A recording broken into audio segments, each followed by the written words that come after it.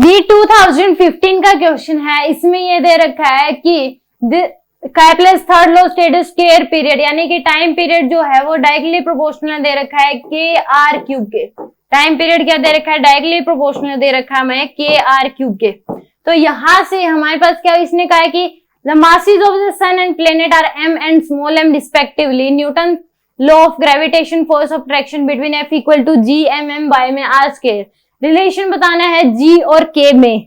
यहाँ पे एक तो इक्वेशन ये हमें दे दी टी स्क्वायर इज इक्वल है के आर क्यूब के यानी कि कैपलेस थर्ड लॉ। दूसरा हमें ये बताया कि दो अगर सन और जो प्लेनेट है उनके बीच जो फोर्स ऑफ अट्रैक्शन है वो इतना है। रिलेशन बताना है जी यूनिवर्सल ग्रेविटेशनल कांस्टेंट और इसके में क्या रिलेशन है ये हमें बताना है।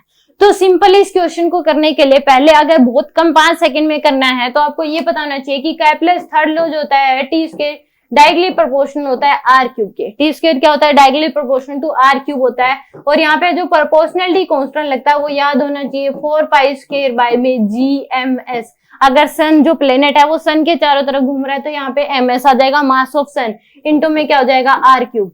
एक इक्वेशन तो ये इसने गिवन थी, दूसरी इक्वेशन हमारे पास ये आ गई। तो फर्स्ट और सेकंड इक्वेशन के अगर कंपेयर करें तो जो k की वैल्यू है वो क्या हो जाएगी 4 पाई स्क्वायर बाय में जी एम एस ये आ जाएगी आपके पास। तो k इंटू में के G M S equal to आ जाएगा 4 पाई स्क्वायर। तो यानी कि ऑप्शन इस केस में जो मैच कर रहा है वो डी ऑप्शन क्या होगा? करेक्ट होगा। दूसरा इसको प्रॉपर किसी को अगर मान लो ये याद नहीं है कि यहाँ पे प्रोपोर्शनलिटी कांस्टेंट क्या लगेगा तो उसको देखने करने के लिए यहाँ पे क्या पता होना चाहिए फिर प्रॉपर तरीका जो होगा इसको करने के लिए वो क्या हो जाएगा। यहाँ पे प्रॉपर तरीका जो होगा यहाँ पे जो फोर्स ऑफ अट्रैक्शन लग रहा है वो किसके बराबर होगा?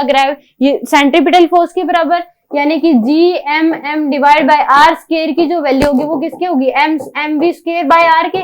तो एम से एम कैंसिल हो जाएगा, एक आर से एक आर कैंसिल। तो वी स्क्वायर की जो वैल्यू आएगी वो क्या हो जाएगी? जी एम बाय में M sorry G M by r क्या हो जाएगी? G M by r. M यहाँ पे मास ऑफ सन होगा, यहाँ पे जो ये एम था ये मास ऑफ क्या है? प्लेनेट है। तो यहाँ पे G M M by r v की वैल्यू आ गई हमारे पास। और टाइम पीरियड ऑफ प्लेनेट जो होगा वो क्या हो जाएगा? 2 पाई आर बाय में वी। यही होगा डिस्टेंस 2 पाई आर बाय में वी क्या हो जाएगा? Time period of planet. तो यहाँ से टी इक्वल टू क्या हो जाएगा? 2 पाई आर। वी की वैल्यू हम ये पिट कर देंगे, वी स्क्वायर है ये। तो यहाँ पे दोनों वी स्क्वायर यानी कि इस केस में दोनों साइड स्क्वेयरिंग कर लो, ये आ जाएगा, इसका स्क्वायर हो जाएगा। तो दोनों साइड स्क्वेयरिंग करने के बाद हमारे पास क्या हो जाएगा? ये T square is equal to हो जाएगा 4 pi square r square by में वी स्क्वायर। अब वी स्क्वायर की वैल्यू यहाँ पे पुट कर दो, यहाँ से वी स्क्वायर की वैल्यू पुट करोगे तो टी स्क्वायर इक्वल टू क्या आ जाएगा आपके पास? 4 pi square r square by में जी एम इंटू में यहाँ पे आर क्यूब आ जाएगा। तो टी स्क्वायर इक्वल टू क्या हो जाएगा आपके पास? 4 pi square r cube by में जी एम। तो ये यहाँ से हमारे पास एक इक्वेशन बन गई। एक इक्वेशन ये इसमें गिवन थी तो इन दोनों इक्वेशन को अब इक्वेट कर दो, वही सिचुएशन आ गई। अगर हमें याद है ये वाला कि यहाँ पे कांस्टेंट क्या लगता है 4 pi square by G M S, तो उस केस में हम डायरेक्ट कर सकते हैं, वरना यहाँ से हमें निकालना पड़ेगा, सोल्व करना पड़ेगा। अब इस इक्वेशन को और इस इक्वेशन को कंपेयर कर दो यानी कि k इक्वल टू क्या हो जाएगा? 4 पाई स्क्वायर बाय में जी एम एस। तो यहाँ से k इंटू में G M S equal to 4 pi square. तो यहाँ से एस क्यूल क्या मास ऑप्शन है तो यहाँ पे डी ऑप्शन क्या होगा इस केस में? करेक्ट होगा।